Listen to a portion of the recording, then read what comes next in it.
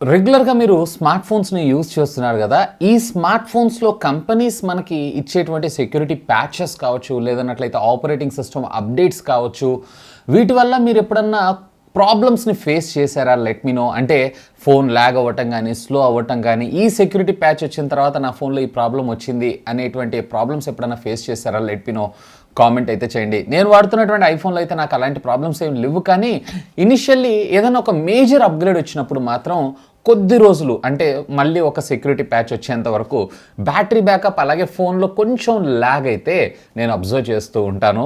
That's it. Rest of the things అన్నీ next వచ్చేటువంటి future అప్డేట్స్లో అయితే రిజాల్వ్ చేస్తూనే ఉంటారు. నేను లైక్ చెప్పితే లైక్ చేయండి.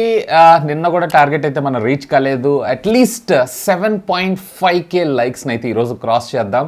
సో గట్టిగా చూసిన ప్రతి ఒక్కళ్ళు కూడా లైక్ అయితే చేయండి. ఇంకా ఛానల్ని సబ్స్క్రైబ్ చేసుకోకపోతే సబ్స్క్రైబ్ చేయండి, ఎందుకంటే అమేజింగ్ కంటెంట్ త్వరలో రేపటి నుంచే మీ ముందుకైతే రాబోతుంది. This is Vasu again. Welcome to tech news episode 942. So tech news start చేయబోయే ముందల కొంచెం మనకి కైండ్ ఆఫ్ ప్రమోషన్స్ను కూడా నేను యాక్సెప్ట్ చేద్దాం అనుకుంటున్నాను ఛానల్లో. అంటే రివ్యూస్లో వీటిలో కాదు, జస్ట్ వాళ్ళ కంపెనీ మనకి స్పాన్సర్ చేస్తే వాళ్ళకి సంబంధించినటువంటి ప్రోడక్ట్ని మనం ఎక్స్ప్లెయిన్ చేయాలి.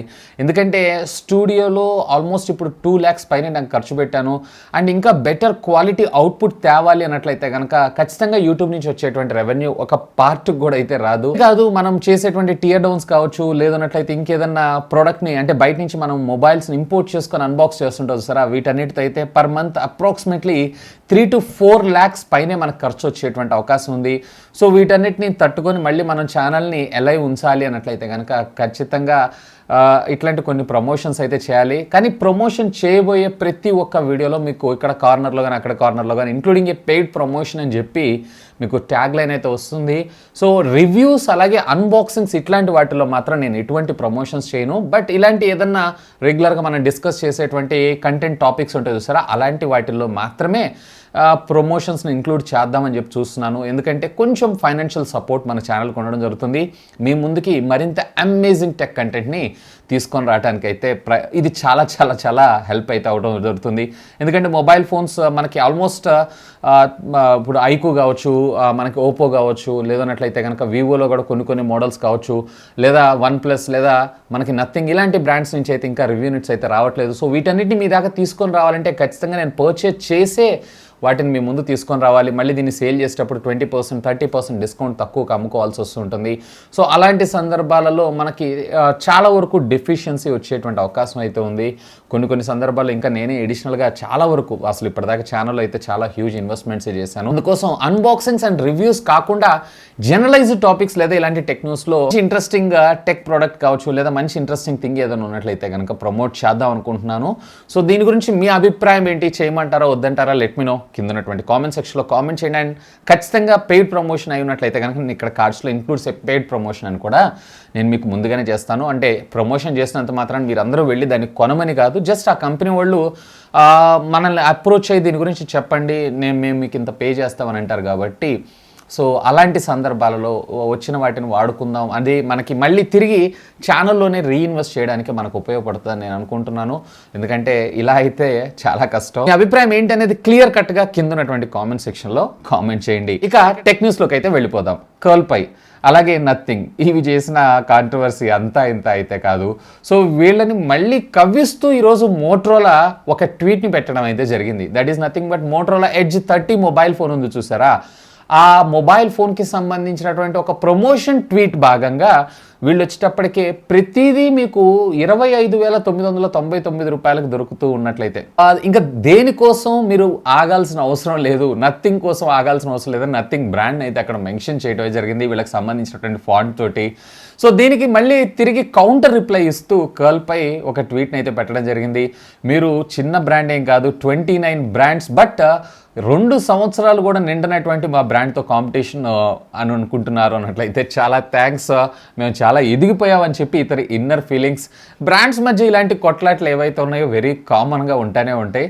ఎనీవే చూసినప్పుడు కొంచెం నవ్వుకోవటం ఇలాంటివన్నీ అయితే చేస్తుంటాం. ఎనీవే ఏదో ఒక సాకుతోటి ప్రతిరోజు నథింగ్ అయితే మనకి న్యూస్లో వస్తూనే ఉంది. చూద్దాం. నెక్స్ట్ వచ్చేమో మనకి యాపిల్ దగ్గర నుంచి ఐఫోన్ 11 Pro మొబైల్ ఫోన్ చూసారా, ఉక్రెయిన్లో జరుగుతున్నటువంటి వారిలో ఒక సైనికుడి యొక్క ప్రాణాన్ని కాపాడటం అయితే జరిగిందంట. సో సాధారణంగా మనం మొబైల్ ఫోన్స్ అయితే పాకెట్లో పెట్టుకుంటాం కదా, సో బుల్లెట్ తగిలే టైంలో పాకెట్లో ఈ మొబైల్ ఫోన్ ఉండటం వల్ల సో ఆ బుల్లెట్ ఏదైతే ఉందో అక్కడితో ఆగిపోవడం జరిగింది. సో అతని ప్రాణం అయితే కాపాడింది. సో అఫ్కోర్స్ ఇది మనం ఎప్పుడు వింటూనే ఉంటాం, వాళ్ళ హెల్త్ని కాపాడారు, వీళ్ళ హెల్త్ని కాపాడారని చెప్పి. సేమ్ పార్ట్ కింద ఇది ఇన్ఫ్యాక్ట్ ఐఫోన్ 14కి సంబంధించినటువంటి ప్రమోషన్ కూడా ఫ్రీగానే అయిపోతూ ఉంటుందని అనుకోవచ్చు. సో ఎనీవే అక్కడ ఒక ప్రాణం మిగిలింది కాబట్టి, అది కూడా మన టెక్ గ్యాడ్జెట్ కాపాడింది కాబట్టి, విచ్ ఈస్ కూల్. ఇక నెక్స్ట్ వచ్చాము మనకి గూగుల్ దగ్గర నుంచి Google pixel 6a mobile phone అయితే ఇదే నెల చివరికి మన ఇండియాలో లాంచ్ అయ్యేటువంటి అవకాశం ఉందంట. దీనికి సంబంధించినటువంటి కన్ఫర్మేషన్స్ కూడా కొన్ని లీక్ అవ్వడం జరిగింది. బాక్స్కి సంబంధించినటువంటి ప్రైస్ కూడా లీక్ అయింది. సుమారుగా 42,999 రూపాయల బాక్స్ ప్రైస్ ఉంది. బట్ మన ఇండియాలో వచ్చినప్పటికీ సుమారుగా 37-38 వేల రూపాయలను లాంచ్ చేసేటువంటి అవకాశం ఉంది.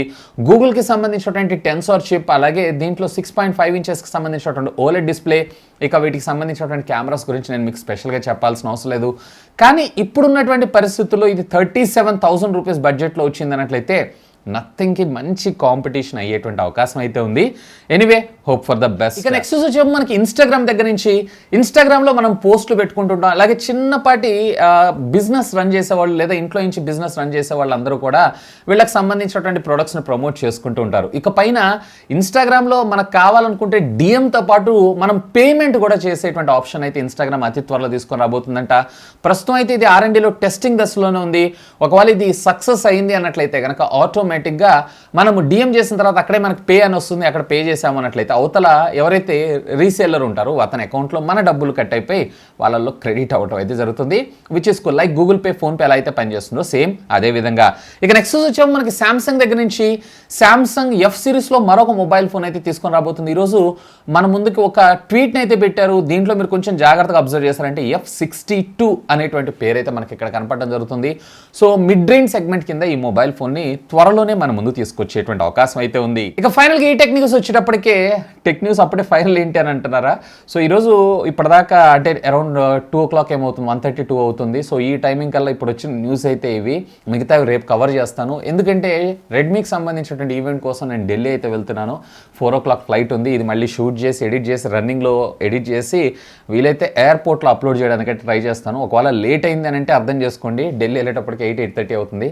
ఇక అక్కడే నేను అప్లోడ్ చేసేది. ఎనివే అర్థం చేసుకోండి. వివోకి సంబంధించినటువంటి V25 Pro మొబైల్ ఫోన్ కూడా అతి త్వరలో మనం ఇండియాలో చూసేటువంటి అవకాశం ఉందంట. ఇది ఈరోజు అఫీషియల్గా BIS సర్టిఫికేషన్స్లో మనకు కనపడ్డది. ఇంకా చెప్పాలంటే ఇది మీడియాటెక్ డెమెన్స్టిక్ సంబంధించినటువంటి 8100 SoC చిప్సెట్తో మన ముందుకు వచ్చేటువంటి అవకాశం ఉంది. రెడ్మీ K50A రేపు లాంచ్ అవుతుంది కదా, దీనికి అలాగే OnePlus Nord 2Tకి, అలాగే మనకి ఒప్పో రెనో 8కి అండ్ అఫ్ కోర్స్ రియల్మీకి సంబంధించినటువంటి నియో 3 మొబైల్ ఫోన్. ఈ 4కి టఫ్ కాంపిటీషన్ ఇవ్వడానికి ఇది ఒక 5వ మొబైల్ ఫోన్ అవుతుంది.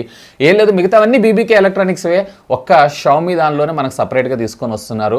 సో చూద్దాం మరి దీని ప్రైస్ సెగ్మెంట్ ఎంత తెస్తారు, దీని బడ్జెట్ ఎంత తెస్తారు ఏంటి అనే దాని గురించి. సో ఇవి ఫ్రెండ్స్ ఈరోజు నాకు కొంచెం ఇంట్రెస్టింగ్ అనిపించినటువంటి latest happening and trending tech news అయితే. ఖచ్చితంగా కొన్ని ప్రమోషన్స్ వస్తున్నాయి, వీటి గురించి మీరు ఏమంటారు? ఖచ్చితంగా మీ అభిప్రాయాన్ని అయితే తెలపండి కింద ఉన్నటువంటి కామెంట్ సెక్షన్లో. నేనైతే అన్బాక్సింగ్స్లో కానీ రివ్యూస్లో కానీ వీటిని ఇంక్లూడ్ చేయను. లైక్ చేశారు కదా, లైక్ చేశారు అనుకుంటున్నాను. లైక్ చెప్తే లైక్ చేయండి, ఛానల్ని సబ్స్క్రైబ్ చేసుకోండి. That's all for today.